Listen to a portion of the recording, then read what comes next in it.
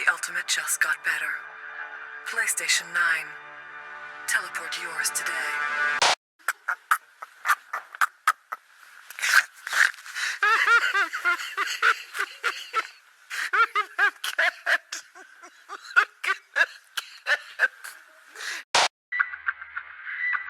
The 25th Ward is one of the heaviest, most daunting, most elusive, most confounding games I've ever played. And a lot of that simply comes from the writing, primarily that of Goichi Suda or Suda 51. For those that might be unaware, play the 25th Ward, you stupid ass. The game is best described as a visual novel and consists of 3 separate stories, each written by different people. The centerpiece, Correctness, is written by Suda 51, who served as overall director on the original project as well. Then you have Matchmaker, written by Masahiro Yuki, and Placebo, written by Masahi Uka. And all 3 of these stories certainly do a fine job exploring their respective characters dwelling in this dystopian utopia as this ward depicts futuristic housing and society, as well as the kinds of crimes this type of environment can encourage.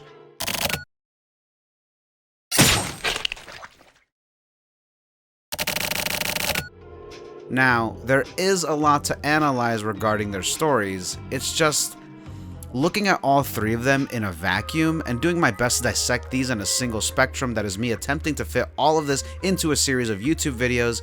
I can't deny that Suda's tale revolving around this cold, unwelcoming, heinous crimes unit is easily, far and wide, the one that rattles my brain and really messed with me the most. That's not to say it's the best, or even the most congruent story of the 3, it's just the most baffling one.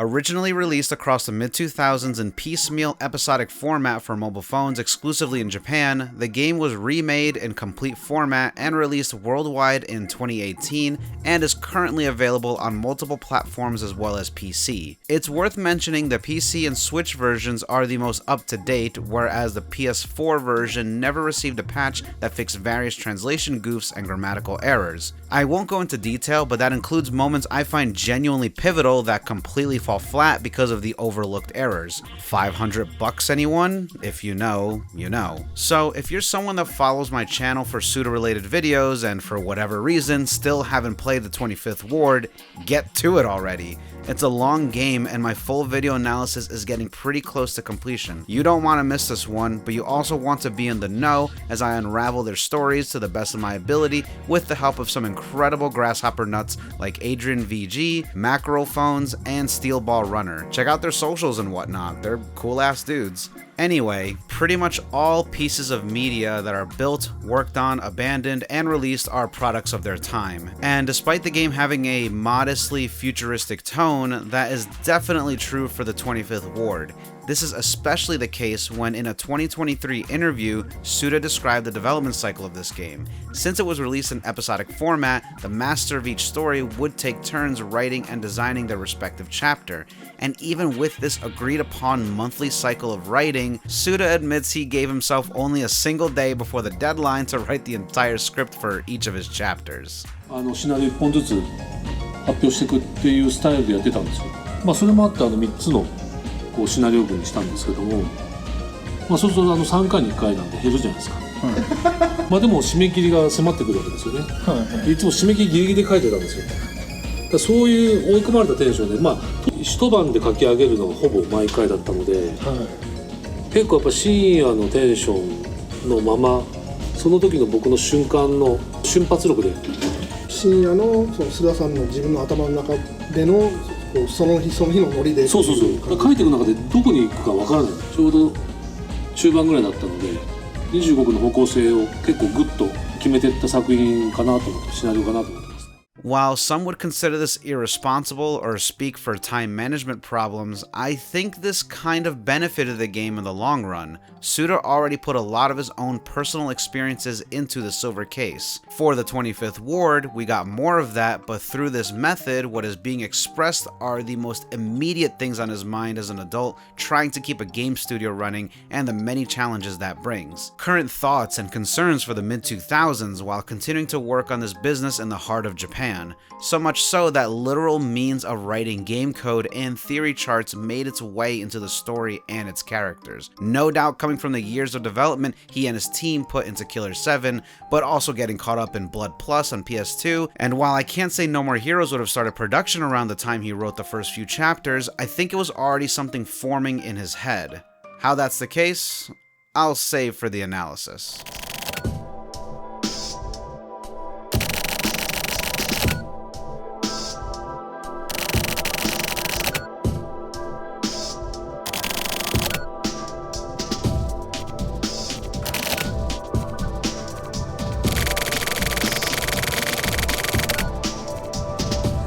Speaking more on Correctness, the story Suda wrote, it's such an otherworldly beast of its own. Not to downplay Matchmaker and Placebo, but these stories really are vastly different from each other, even if they do share the same setting. Matchmaker doesn't have a ton of depth with its narrative, but it makes up for that in spades with characterizations and emotion throughout. You really get a good feel of the cast and their drive, especially Suki and Osato, the protagonists.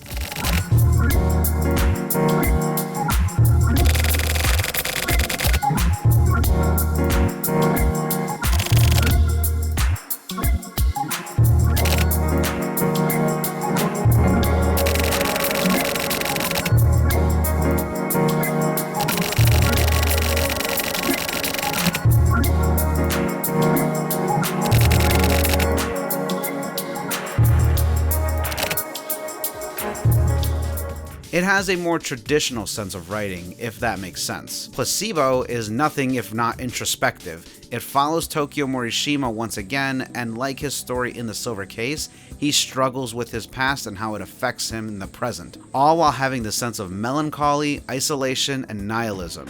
His narrative, more often than not, makes you feel so goddamn alone, really exuding this haunting feeling from beginning to end.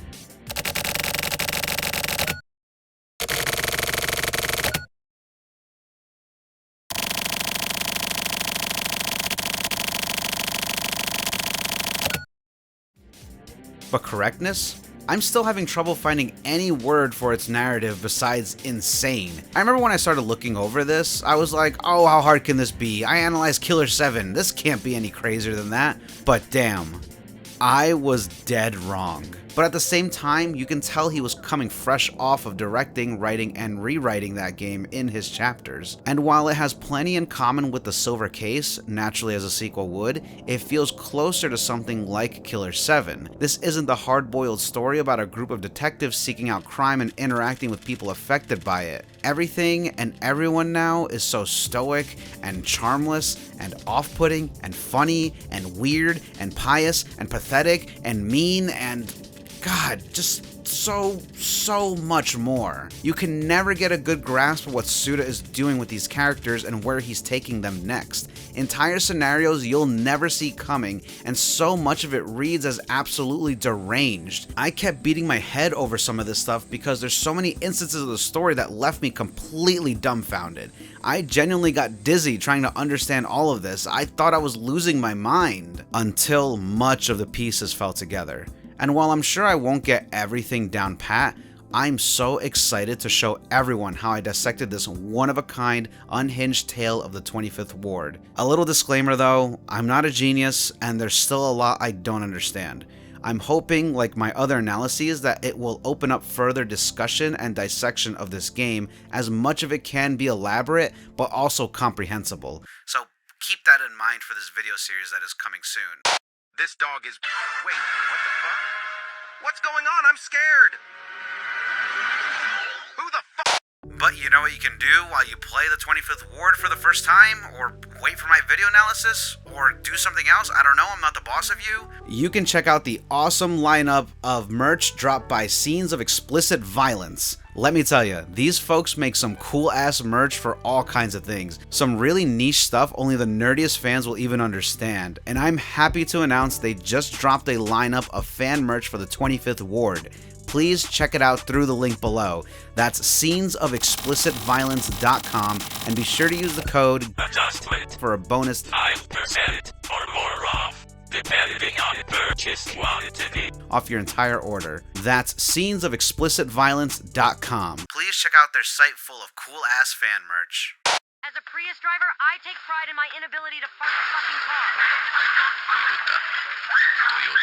Something I should bring up while I have your attention, I realized something about making these videos. The elephant in the room that is YouTube's ever-changing policies regarding strong language and sensitive subjects. These restrictions made it so a lot of people making videos on this platform either censor their own words in all kinds of ways, some even phrasing them differently so they're not picked up by what I assume is an automated system. You know what I'm talking about. Essay, corn, grape, unalive, PDF file, etc. These nonsense replacements are being used to reduce the risk of that specific YouTuber getting demonetized and missing out on some of the revenue cheddar and killing that video's outreach. And she's about to get raped by the glow stick guy. I'm not throwing shade on those that practice the method. This is generally what I see from people that rely on YouTube as their livelihood. It's the most unstable platform ever, so I get it.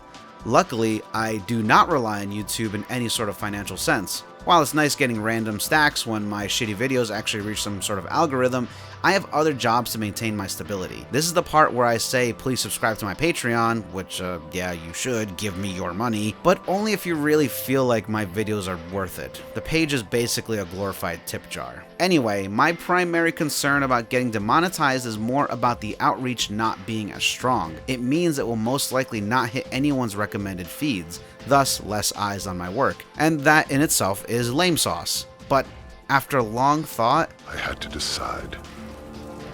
It took me all of 10 seconds. I decided I don't want to censor myself in any real way.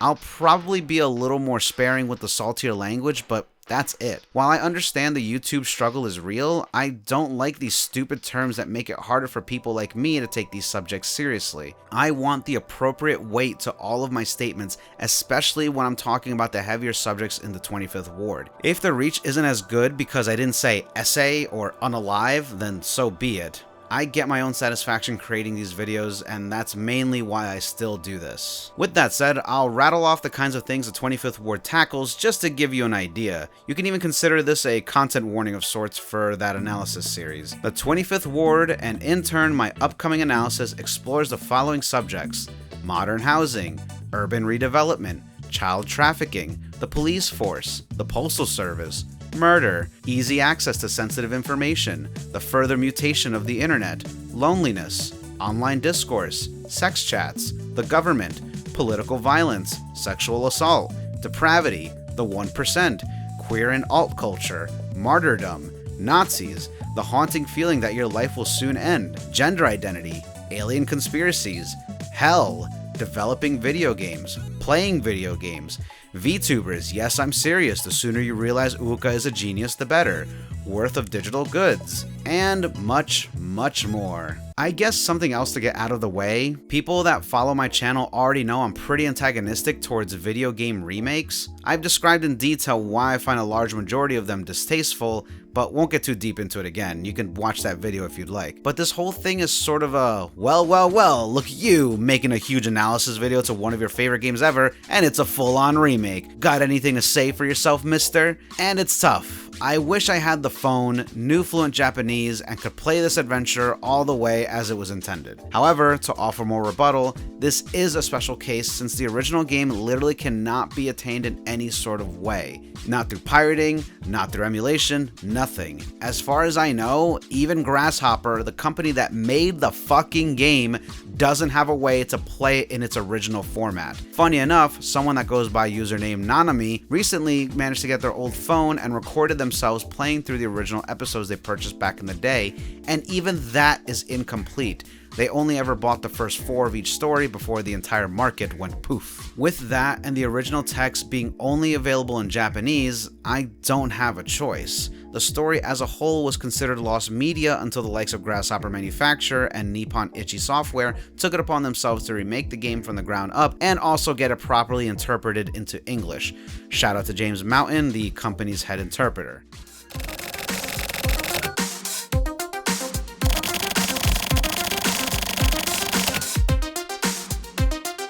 This remake is essentially the only way most people were ever able to play the game.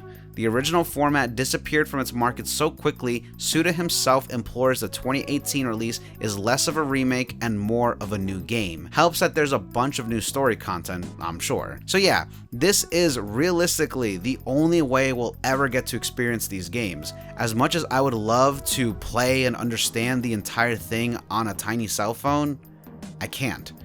But this remake is great and provides more style to an already stylish and intriguing tale. Seriously, play the 25th Ward before I release these videos. I'm so excited to dissect these wild adventures of crime, espionage, love, hate, and nothingness. You've still got time.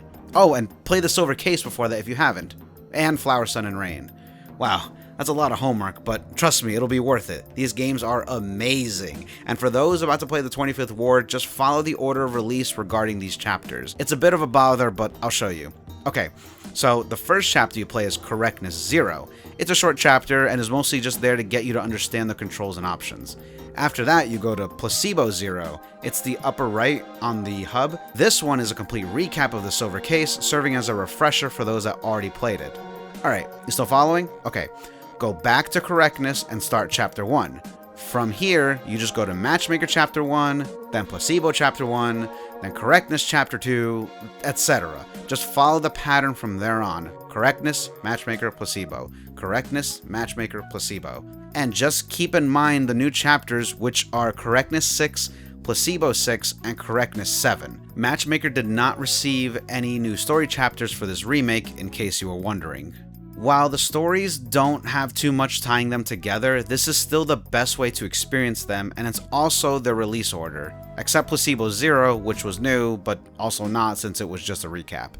Alright, so if you haven't started the 25th Ward, understand these instructions I just laid out, go forth and prepare to get your mind blown. Or simply not understand what's going on. Or both. Either way, I'll be back to dissect the story as best I can by the end of the year. Thanks for watching and sticking around, and an extra thank you to Scenes of Explicit Violence for sponsoring this video.